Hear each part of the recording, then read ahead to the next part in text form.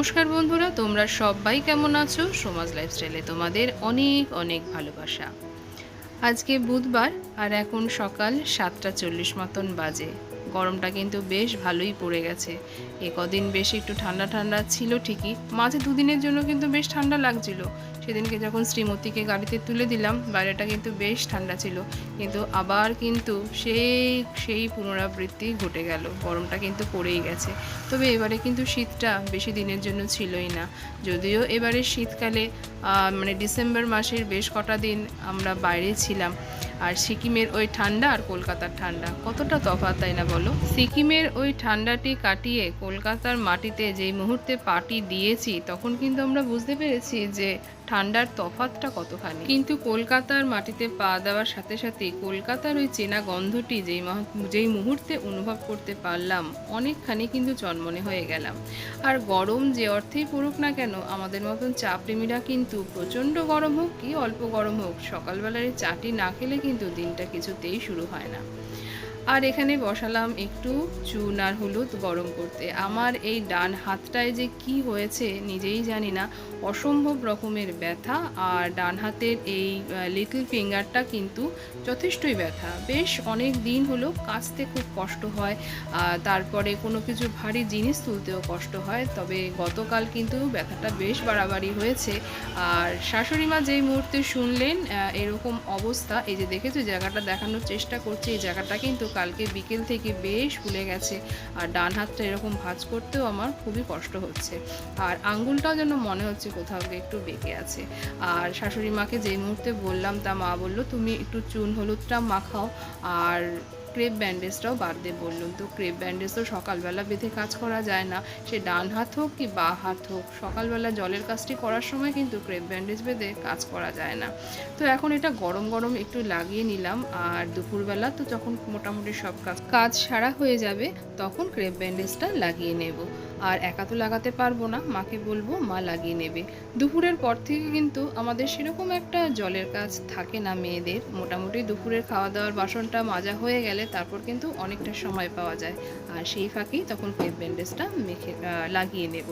আর এটা আপাতত ঢাকা থাক, আবার রাত্রিবেলা মাখবো। তো চলো এই ফাঁকে একটু একজনের দর্শন করিয়ে নিই।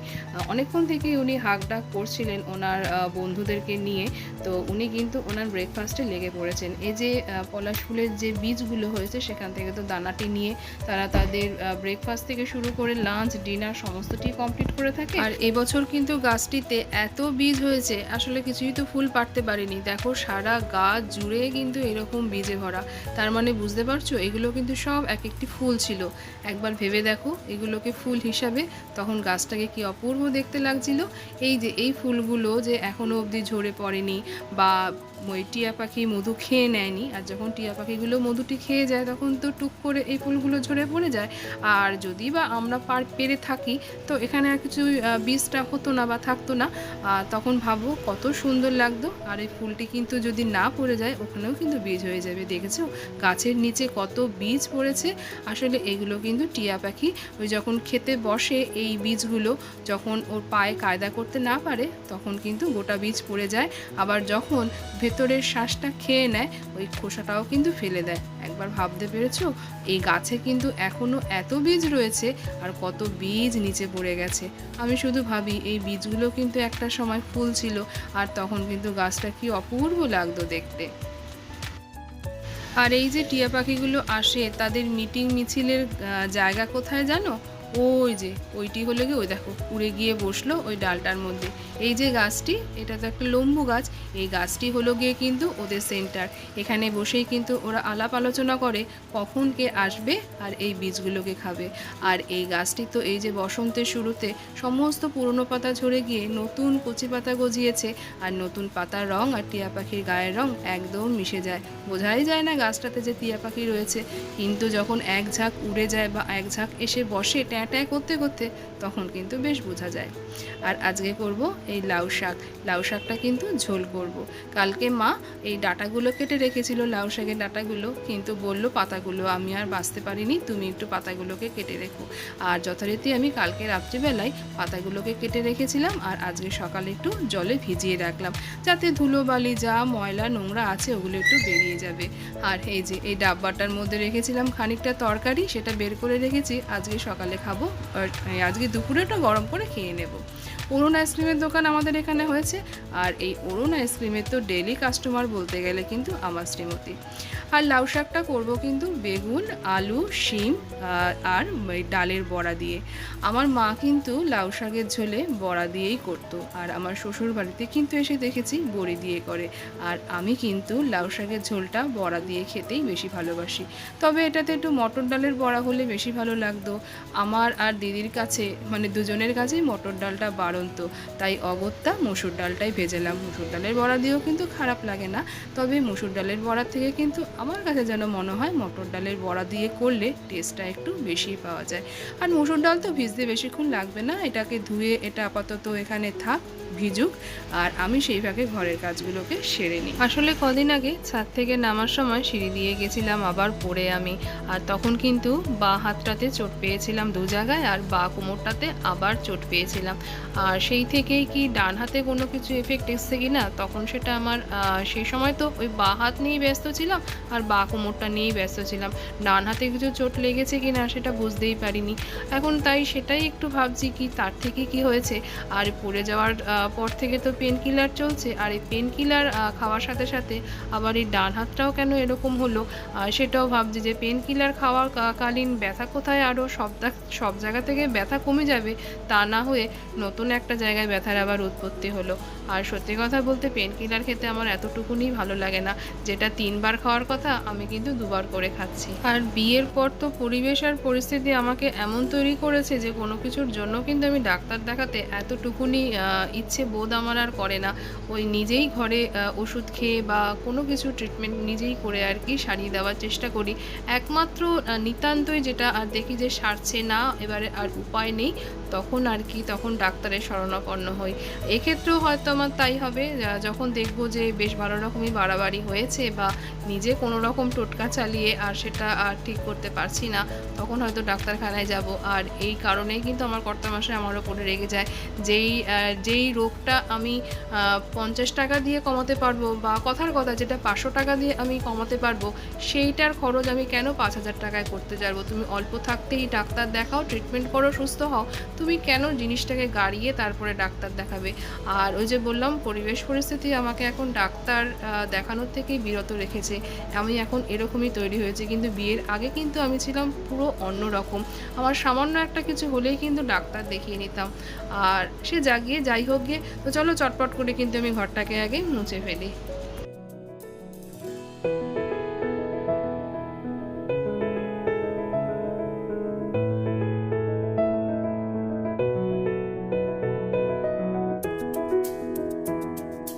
চলো ঘরের কাজ সারা হয়ে গেছে, এবার চলে এসেছি আমার ওপরের এই ছোট্ট সংসারটিকে দেখতে। আর হাতে ছাতা কেন?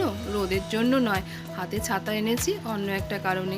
আর সেদিনকে গিয়ে এই জবা ফুলের গাছটাকে কিনে এনেছিলাম, কিন্তু জানো তো যেই রঙের জবাটা চেয়েছি ও সেই রঙের জবাটা দিতে পারিনি, অন্য একটা রঙ দিল, কিন্তু এটাও কিন্তু ভারী মিষ্টি।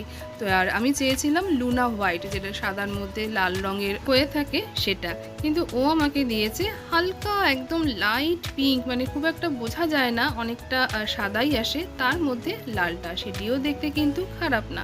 আমি ওকে যতবার বললাম এটা কিন্তু লুনা হোয়াইট না, ও ততবার আমাকে গছানোর চেষ্টা করলো যে না বৌদি এটা ওই ফুলটাই তুমি নাও। আর এই যে লক্ষ্মী জবা গাছটাও নিয়ে এসেছি, আমার গাছটা তো মরে গেছিলো তোমাদেরকে বলেছিলাম, তবে দেখা যাক এবারে কিন্তু গাছটাকে আমার বাঁচাতেই হবে। আর লঙ্কা গাছটা দেখেছো কত লঙ্কা হয়েছে, আর নিজের গাছের যে কোনো ফল বলো সবজি বলো বা ফুল আমার কিন্তু পারতে খুব একটা মন চায় না। আর চন্দ্রমল্লিকাতে না ছোট্ট ছোট্ট কত সুন্দর চন্দ্রমল্লিকাগুলো ফুটছে, আর এই হলুদ জবা গাছটায় না বহু বছর পর পর কড়ি এসেছে, দেখে এত ভালো লাগছে। এটা হলুদের মধ্যে যে মাঝখানে লাল হয় সেটি। আর এই ধুত্র গাছটা হয় মা বা দিদি বীজ ফেলেছিল, আমার মনে নেই। গাছটায় কিন্তু বেশ অনেক কটা কড়ি এসেছে। আর দেখো আরও একজন এসেছে, ওই প্রথমজন হয়তো চলে গেছে কিনা জানি না, বা সেই হয়তো তার কিন্তু সে ব্রেকফাস্টই সারছে। আর এদিকে এই দেখো এই গাছটা তো কত লঙ্কা হয়েছে, আর লঙ্কাগুলো কিন্তু খুব ঝাল। ছাতাটি এনেছি কেন, এই যে দূরে এই আম গাছটা দেখাচ্ছি, এখানে কিন্তু কাকে বাসা করেছে, আর হয়তো ডিম পেড়েছে বা ডিম ফুটে বাচ্চা হয়েছে। ছাদে যেই মাত্র উঠছে না কেন, ও কিন্তু চ্যাঁ করে চলে আসছে ঠোকর মারার জন্য। ওই ওদের ঠোকরের হাত থেকে বাঁচার জন্যই কিন্তু ছাতাটি মাথায় নিতে হচ্ছে। আর কি সুন্দর গন্ধ আসছিল বেলি ফুল গাছটা। তো চলো আর বেশি একদম বকবক না করে গাছে জলগুলোকে দিয়েই দিই।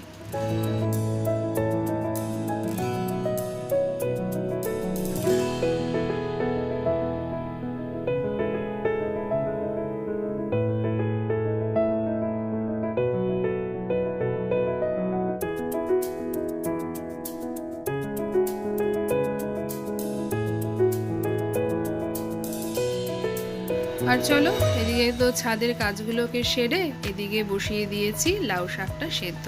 আর এখানে কিন্তু দেওয়া আছে লাউয়ের ডাঁটা, বেগুন, আলু আর শিম, এগুলো নুন দিয়ে সেদ্ধ করে নিচ্ছি। আর লাউ পাতাটা কিন্তু আমি প্রেশার কুকারে সিটি মেরেছি। আসলে আমার এখানে জলের যে অবস্থা জানো তো, এই লাউ পাতা দিয়ে আমি যদি সবজি দিয়ে সব সেদ্ধ বসাই, সমস্ত সবজি সেদ্ধ হবে, কিন্তু এই পাতাগুলো একদম সেদ্ধ হবে না, কেমন জানি একটা ছাড়া ছাড়া ভাব থাকবে, ঠিক মেশে না। আমার তো তখন ভালোই লাগে না সেগুলো খেতে। আসলে জলটাই আমাদের এখানে এরকম। কিন্তু বাপের বাড়িতে যখন লাউ শাক করেছি এভাবে তো কখনোই করিনি, সমস্ত সবজি দিয়েই কিন্তু সেদ্ধ করেছি, পাতা ঠাতা সব দিয়ে সেদ্ধ করে ফোড়ন করে দিয়েছি। আর আমাদের তো এখানে এইভাবেই আমরা লাউ শাকটা করি। আর তোমরা কিন্তু দেখে অনেকেই ভাবতে পারো যে লাউ শাকের ঝোলে এত জল, এত ঝোল। আসলে লাউ শাকের ঝোলটা না আমি বড্ড বেশি ভালোবাসি, তার জন্য কিন্তু ঝোলটা একটু বেশিই পড়ে। আর আমি তো নিজেই অপেক্ষায় আছি যে কখন লাউ শাকের ঝোলটা কমপ্লিট হবে আর আমি একটুখানি ঝোল নিয়ে খাবো গরম গরম। আর চলো এদিকে আমার ডালটাও বাটা হয়ে গেছে। আর হাতটা যদি ভালো থাকতো আমি কিন্তু এটা শিলনোড়াতেই বাটতাম। আসলে শিলনোড়াতে বাটার সেই সাহসটা নিলাম না, হাতটা যেহেতু ভাঁজ করতে পারছি না, একটু কষ্ট হচ্ছে, তাই মিক্সিতে বাটলাম।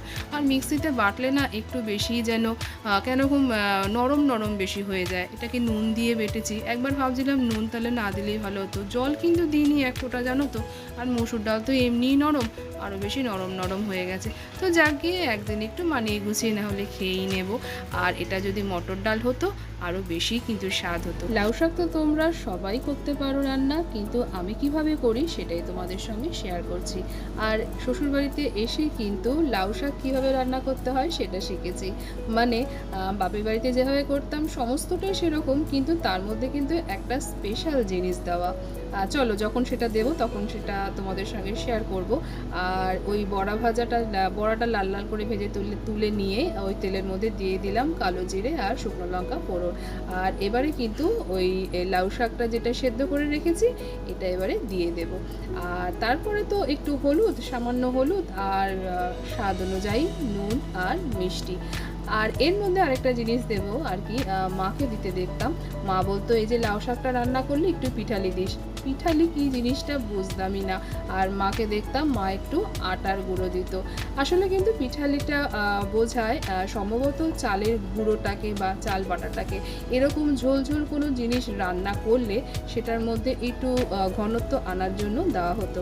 আর মা যখন আটার গুঁড়ো দিত ভীষণ রেগে দিতাম। আর আমি এখন নিজেই কিন্তু রান্নাতে আটার গুঁড়ো দিয়ে থাকি। আর চলো স্বাদ অনুযায়ী তো সমস্ত কিছুই দিয়ে দিয়েছি। আর এটা হলো গিয়ে সেই স্পেশাল জিনিস, এটা হলো দুধ। একটু ঠান্ডা দুধই দিতে হবে, ফ্রিজে থাকা ঠান্ডা দুধ না, নর্মাল টেম্পারেচারে থাকা ঠান্ডা দুধ আর কি। সেটা দিলে কিন্তু লাউ শাকের ঝোলের টেস্টটা অসম্ভব সুন্দর হয়, দ্বিগুণ বেড়ে যায়।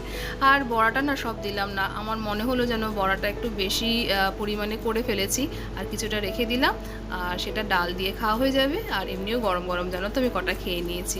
আর দেখো ওই যে ঢেকে রেখেছিলাম বড়াগুলো কি সুন্দর ফুলে উঠেছে। আর এর মধ্যে কিন্তু দিয়ে দেবো আমি এখন এই ধনেপাতা। ব্যাস আমার হয়ে গেল লাউ শাক রেডি। আর আর ওই যে ভাত বসিয়ে দিয়েছি। আর এবারে এখান থেকে আমি আমার জন্য রাখবো আর নিচে দিয়ে দেবো কিছুটা। তারপরে স্নান করে দুপুরের খাওয়া দাওয়া সেরে এবারে আমি মার কাছে যাব আমার হাতের গয়নাটি পরতে। আর এখন তো আর কোনো জলের কাজ সেরকম নেই, এবারে হাতটা অনেকখানি সময় শুকনো থাকবে। তো চলো এখন এই ক্রেপ ব্যান্ডেজটা তো বেঁধে নিই। হাতটা কিন্তু বেশ ভালো রকমই ব্যথা করছে, আর হাতে কিন্তু আগে মলমটাও আমি দিয়ে নিয়েছি। এরপরে মায়েরটাকে বেঁধে দিই, হাতটা একটু টান থাকুক। দেখি এবারে এই গয়নাটা কতদিনের জন্য আমার হাতে উঠলো, আর এটাও মা বাঁধতে থাকুক। আমিও ভিডিওটা এখানেই রাখছি। ভিডিওটা তোমাদের কোথাও যদি ভালো লেগে থাকে তো ভালোবেসে একটা লাইক করে দিও, কমেন্ট করে জানিও ভিডিওটা তোমাদের কেমন লাগলো। তোমরা সবাই ভালো থেকো, সুস্থ থেকো, সাবধানে থেকো। আবার দেখা হবে তোমাদের সঙ্গে অন্য আরেকটি নতুন কোনো ভিডিওর সঙ্গে। আর ওই যে পেছনে যে টিভিটি চলছে, মা কিন্তু এবারে টানা লাগাবে ঘুম, আর টিভিটি কিন্তু চলতেই থাকবে। আর টিভিটি যেই মুহূর্তে যদি বন্ধ করে দিই, মানে আমি যদি টিভিটা এখন এই মুহূর্তে বন্ধ করে দিই, মার কিন্তু ঘুমটা ভেঙে যাবে। তো চলো তোমরা সবাই ভালো থেকো, সুস্থ থেকো, সাবধানে থেকো। আবার দেখা হবে তোমাদের সঙ্গে অন্য আরেকটি কোনো নতুন ভিডিওর সঙ্গে।